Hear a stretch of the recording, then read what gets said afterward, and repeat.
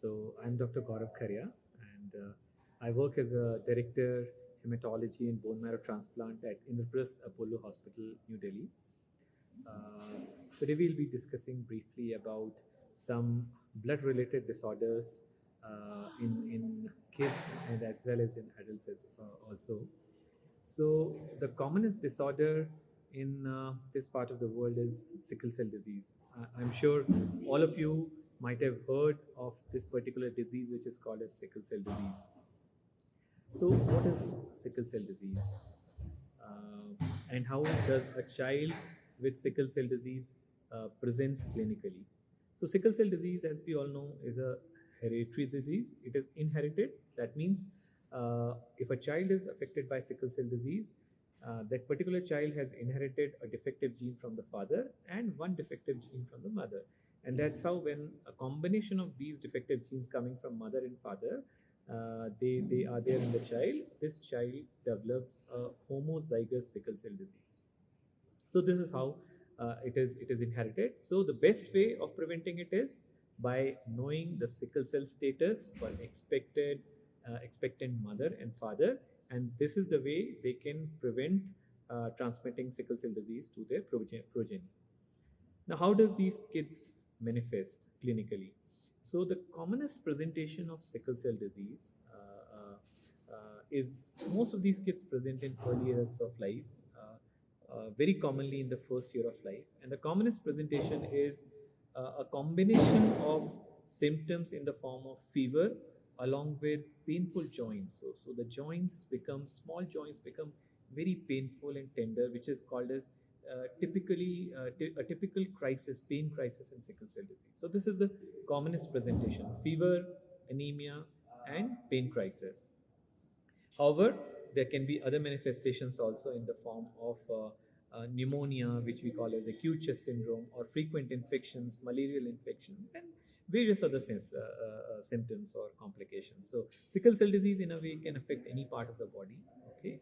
But these are the commoner symptoms with which a child comes to the clinical attention. Now, this is a disease which is a lifelong disease. So, any child who's diagnosed with sickle cell disease has to be on some drugs which are very important to manage this disease, to decrease the symptomatology of this disease.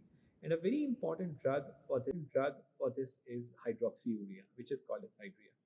So all the kids who are suffering from sickle cell disease and have symptoms should be on hydroxyurea. Other drugs which they should be on is folic acid, penicillin, and apart from these basic medications, they should have understanding of lifestyle modifications. So there are some lifestyle modifications which, if they adopt, the chances of crisis secondary to sickle cell disease becomes much less.